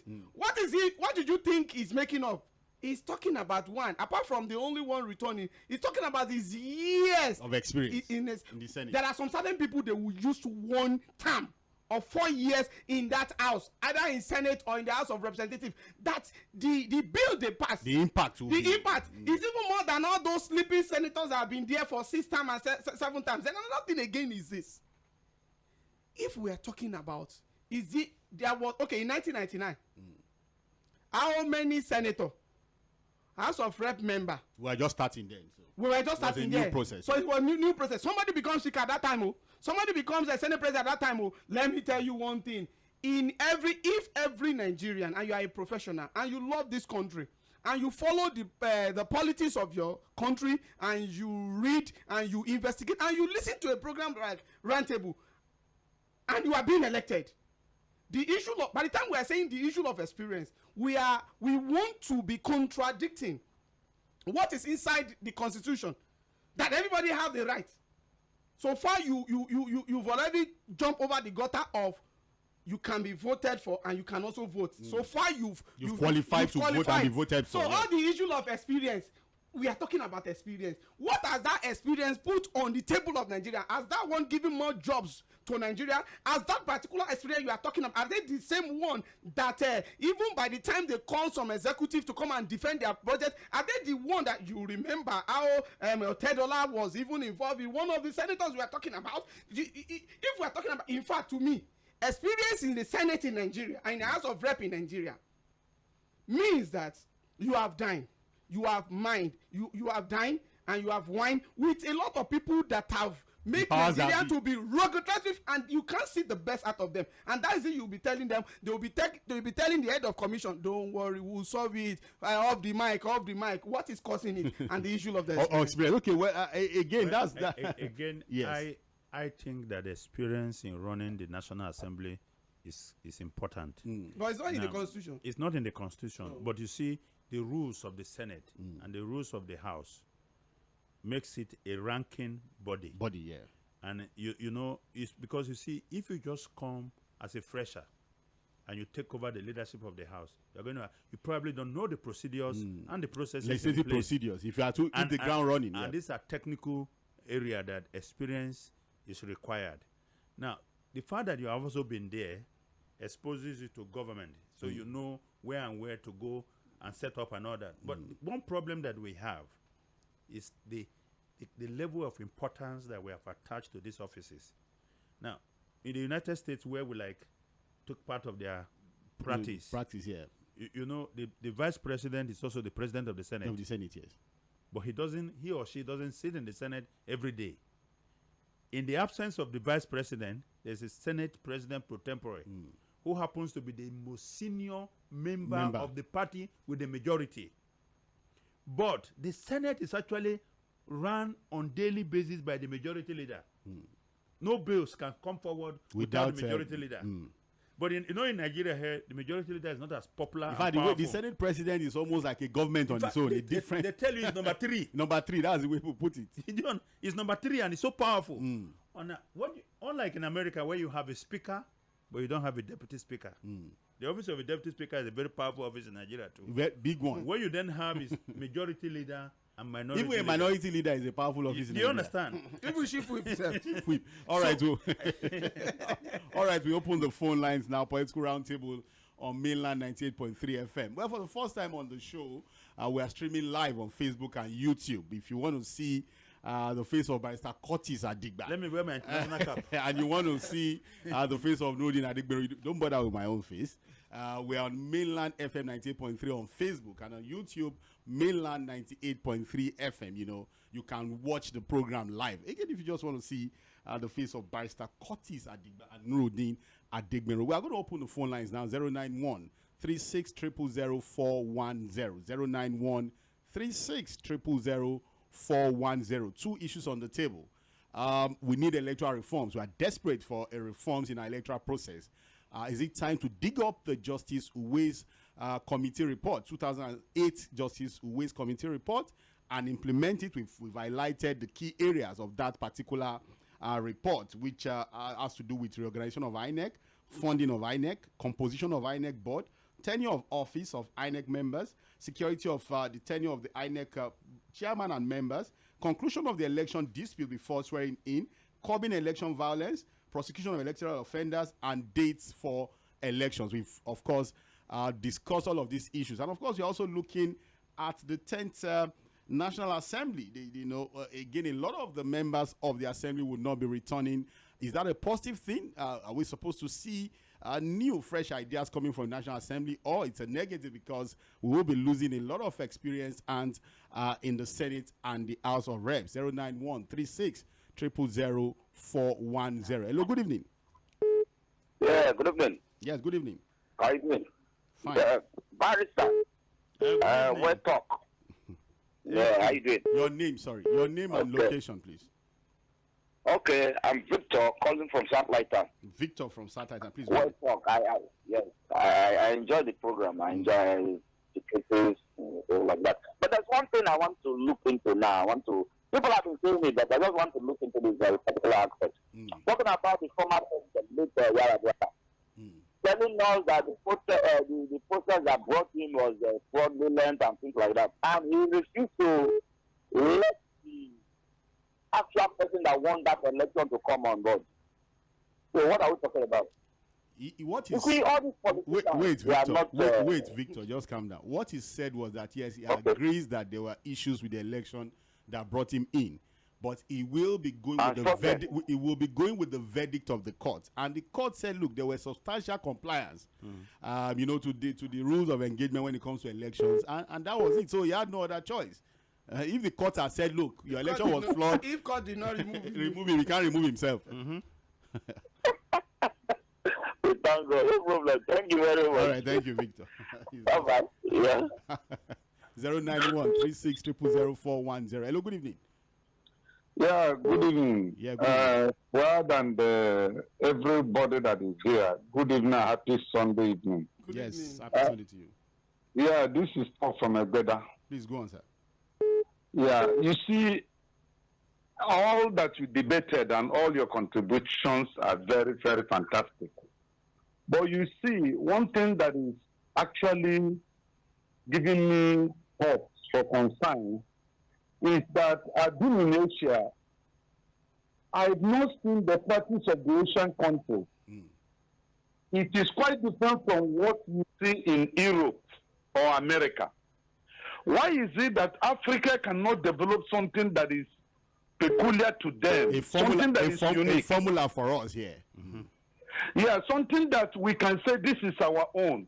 For example, does it mean that before the advent of colonialism, the advent of white people coming to Africa, were there not kingdoms that were ruled? What type of system were they using to organize the society?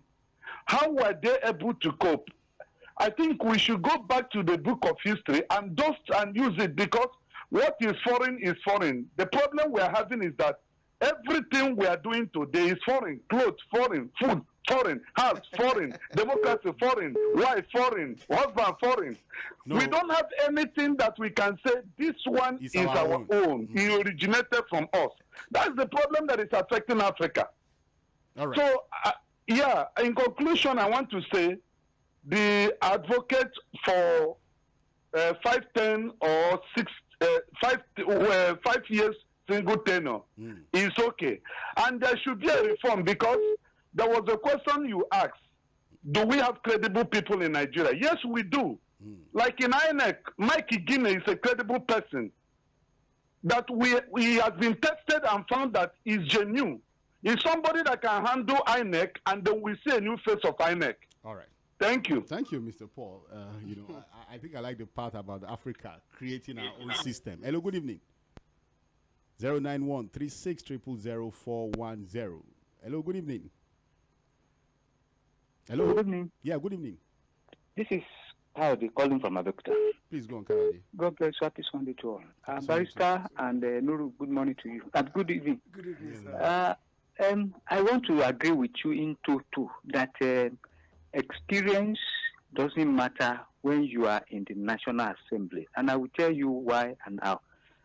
Even Barrister answered it for us all, that what have they been able to achieve for the country, those people that had that experience. And I want to give it to those people that are just coming in, that if they want to make it, they should play away compromise. They should play away even that issue of mischievousness, and then probably look into the area where their potential can be put into confidence by themselves, and then tap from the lawyers around them, taps from the lawyer even externally, so that they'll be able to meet up with the standard we are expecting from them. That is one. Then two, sir, I want to say this. You mentioned the issue of Canada, and I want to give it to you that, yes, if you must ask everybody to come and probably partake in election, there is no way you will smile at one and not receive one. I am saying this because people that we are looking at now that probably we are voting for, how much in corruption have they been able to? That's the reason why people are falling back, that they don't want to vote any longer or to go into any election again, we must make sure that things are done. You mentioned something about Lagos, about the expressway for the past 24 years. Are we happy about those things? Are we happy about terrorism activities that Mr. Buhari looked away from to tackle the issue for us? You see, these people are just there for themselves alone. They are not ready. And then finally, I want to say that for us to be able to see reason why we must continue to vote orderly, in orderliness, without any chaos, let election petition be drawn or be dealt with in earnest, so that people will be able to see reason why we must continue to vote for in this country. Thank you. Thank you so much, Kaudi. I think your thoughts are well enumerated and understood. Thank you so much for the call. 091 36 000 410. 091 36 000 410. Hello, good evening. Hello, good evening, sir. Yeah, good evening. Yeah, this is Akiluko Jeremiah from Ojo. Okay, please go on, Jeremiah. All right. I really appreciate everybody in the studio. Thank you. What I just want to say majorly is just that it's not the decision that is most powerful, it's the people thereof. But Kurtis said something, I think last week, when he was talking about value. No, I witnessed something today. A madman was controlling traffic. You get it now? Yes. You know, somebody said something that Nigeria is a place where abnormal persons control normal persons. Do you know what? He went back, he pushed one tricycle rider back and tell the one driver to just move back. Just to cut the story short, he just ensured that he controlled that small traffic. You know what really matters is that what I want to bring out from that is that nobody gave him constitution, nobody told him what to do, but he just knew that and was doing the right thing to do. So people are the most important. Even if you use parliament, if you use Republican, if you use presidential system, anything we might use, what matters is the people delivering what they ask them to do. Even if the anarchy is independent, what of somebody that loves bribery? You know, that what really matters in everything is that people being, estimate value more than money. All right. I think that will solve our problem. Thank you, sir. Thank you so much, Jeremiah. Thank you so much. 091 36 000 410. Hello, good evening. Good evening. Yeah, good evening. What's doing, sir? Yes. I greet your guest. We greet you too. This is Timothy calling from Mojo. All right, Timothy. You know, the problem we have in this part of this world is that we know what we're supposed to do. The implementation is always the problem. Understand me? And you see that 2014 confer, the report therein, everything was beautiful. So Jonathan failed to implement it, was working for second term. Understand me? Okay, this one your people have been deliberating on. Is it the people that benefited from the royalty system that will implement it? That is the problem. Because people are benefiting from the old tax code that's not making us to make progress. They are not the one to benefit. It's somebody that is duly elected that knows the value that if we will do the right thing, things will go forward. These are the people that can implement it, not the people that they benefit from the corrupt system. There's no way they will do it. That is what Nurudeen said, and I go with him. That's the only thing, the solution I have to say. All right, thank you. There's no way we can change. Have a nice day. We have to find a way to change. All right, thank you so much. 091 36 000 410. Hello, good evening. Good evening, sir. Yeah, good evening. Yeah, I'm Banjo from Akeson. I greet everybody in the studio, Mr. Adegbenro and Barrister Kurtis. We greet you too. Thank you. You really done so well. You have tutored us, and we learn from you. My own contribution is about the House of Assembly. We have House of Assembly and the Senate. And from the time immemorial, they have not exhibited their main function to have taught even most of our youth who know nothing about the politics. Mostly, I believe they are the engine room of governance, and they represent the grassroots. They have not exhibited their function at the grassroots. Nobody has ever one day seen them function, even enlighten the youth about the governance at the grassroots. because the connection to the grassroots is caused by the House of Assembly. They all focus at Abuja, whereas they're supposed to be coming home to perform their village ground meeting, which will lead them to know how to govern the grassroots. What is really affecting the people, yeah. Exactly. People are not feeling the pulse of the governance, and they are just sitting down there. It seems maybe they don't know their function. All they are after is let them be there and make their money and get away after for you. All right. Thank you so much for the call. All right. All right. Again, I need to repeat that we are streaming live on Facebook and YouTube. Mainland FM 98.3 on Facebook. Mainland FM 98.3 on YouTube. Facebook and YouTube. You can actually also drop your comments there. I think we have some comments already from Facebook. This one is from Comrade Joshua Christian. And he's saying on electoral reform, there's no atom of reform that can rid the country of corruption. There's no one that can bring the desired change. The only way out is to introduce electoral voting into our electoral system. Well, maybe electronic voting is what he's trying to say. Well, we have Adewumi Mesoli who is saying that, look, good evening, crew. I disagree with you on the issue discussing touching why PMB administration did not implement Justice Uwais electoral reform as proposed. PMB came in and implemented removal of subsidy on AGO and kerosene, importation of rice through the land border, and the result gave the administration a bad name. All these are what PDP proposed while in administration. Let the new administration see to it, please. So he's saying that, look, the things that the president tried to reform gave it a bad name. What does removal of subsidy got to do? Well, I don't know. I don't know the logic behind that. But thank you so much, Adewumi Mesoli, who sent in that one from Yaba, Lagos. Now, I think we have something from Ben Steven. He said Yaradua 3 OBJ under the boss. Very unfair of him to have rejected the election that brought him in. I guess that's what he's trying to say. OBJ was already under the boss. Because again, he was even the one that said it was a do or die affair. So he was under the boss. Yaradua even pulled him out. So we have Wale Kukoyi who said, good job out there. Well done, SARS. Thank you so much, Wale Kukoyi. Well, we'll go back to taking phone call 091-36000410. 091-36000410. Hello, good evening. Hello, good evening. Yeah, good evening. Yeah, I'm Austin. I'm calling from Ojo. Okay, Austin, please go on. Yeah, I appreciate your guest. Thank you for educating me. I appreciate that. Thank you. Yes.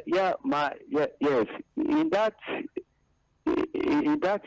report, I want to ask: is there any place in that says the appointment of INEC chairman should not be done by the president? Yes, he said that clearly. So I believe every of our professor and institution also should also follow the same thing, because I believe that if every institution they are not being appointed or their head is not appointed by the president, if they were appointed by the people or the house, you find that they will put more allegiance to the people, not those that appoint them.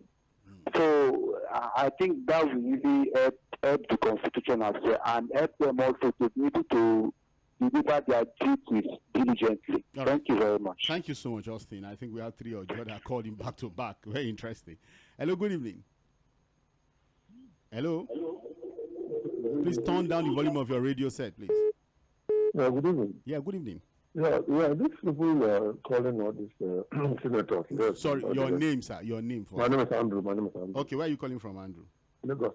Okay, where in Lagos? Alabama. Okay, please go on. All right. You people don't know, you know, but you just can't say it. They are under pressure by their party to deliver their pocket. Not to deliver the mandate of the people, to deliver their pocket. If you can look at it very, very well, the president-elect now, he was the national leader. Do you know that everything they do, they mention APC, they mention secretariat, hardly can you see the president speak by himself. All of them, some of them, all the party big people of that APC. they were almost like they are the one ruling the country, not the president. If you can remember, all other persons, apart from someone like Obasanjo, who stood up on his own, can tell you, I can hear advice. If I like, I take, and if I like, I don't take. But what I'm trying to say is that why these people cannot deliver is because they are under pressure from their party. Do you know they pay tax to the secretariat? Do you know that? It has to be party dues. It can't be tied. Yeah, but the way they do their own is like, there was a time some people in PDP reacted. That is almost like if a day passes and you don't bring your own, they will give you query. Did you remember something like that happened? Well, I can't I've been following politics. I did the secretary election 1983. I was a full clerk. You understand? So I know what I'm talking about. But Andrew, let me ask you a question. Can we do it? Is it possible to run a country without having political parties, a democratic process without political parties? There is not that there should be no political party, but after the election, the party should step aside. What about Emmanuel Macron? Andrew, hold on. You know that in the United States, for instance, the party chairman is actually appointed by the president after an election. He's not even elected because there has to be a communication between the party and the government on the ideology of the party. On the ideology of the party.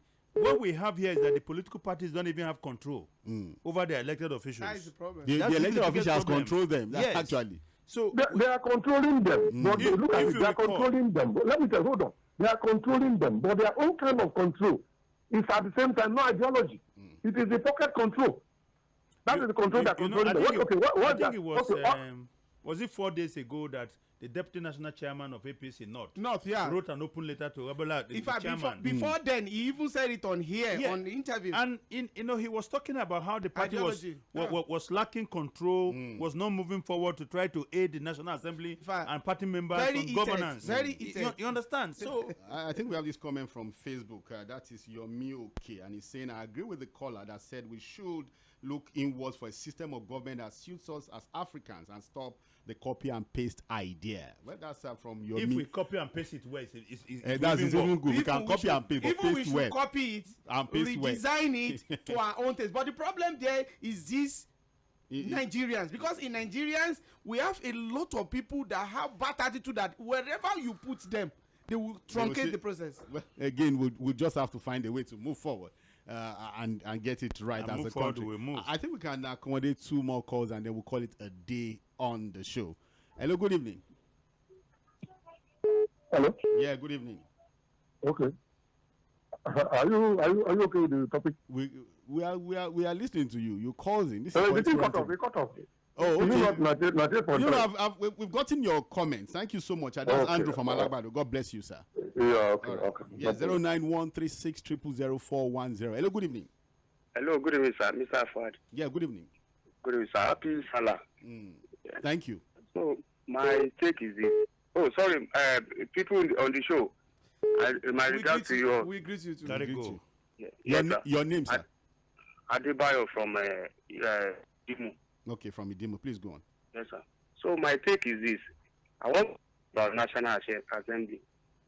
So, what I'm saying is that, one, their salary, their emolument, their all those work allowances and others is too much. Okay. It's too much. With the situation in Nigeria now, if they can revise it back, at least people will enjoy the life. Secondly, yes. We should revisit our constitution. The constitution of this country is not worth it. The masses don't enjoy it. The constitution is for them, not for we Nigerians. And thirdly, I want to talk about the incoming government. Be very fast about it because we just have the incoming government. They should stop borrowing money. Okay. They should find all means. That's just it. All right. Thank you so much, Adigba. You are welcome, sir. Yeah, thank you so much. We'll take the last call for the evening. Yes, sir. And then allow Barrister Kurtis and Nurudeen to have their final take on the show. Hello, good evening. 09136000410. Okay.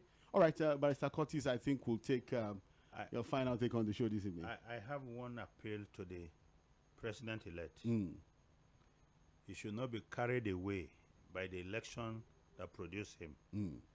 He should go back and take a second look at the Uwais committee's report on how to reorganize the election in this country and improve on it. Apart from anything else, I know he's a Democrat.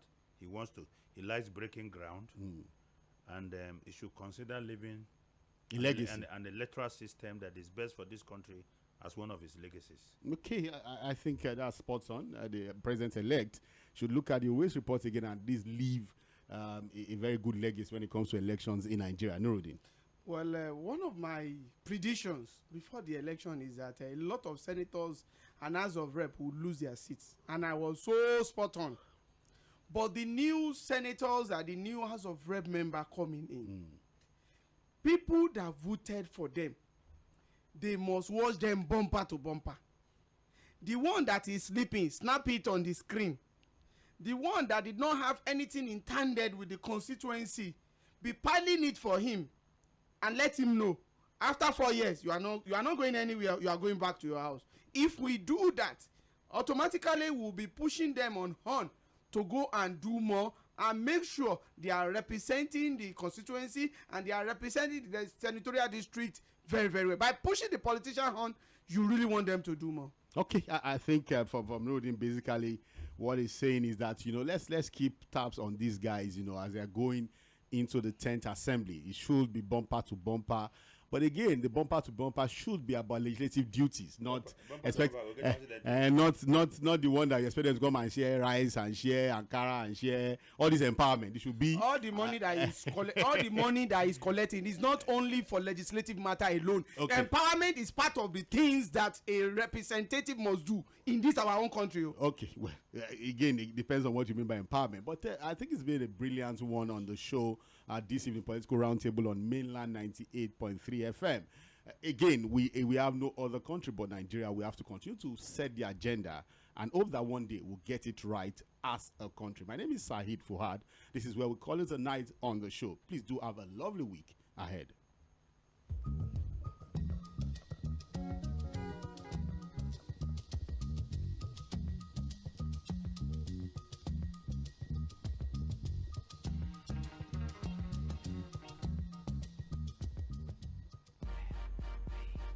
Yeah, 98.3 Mainland FM.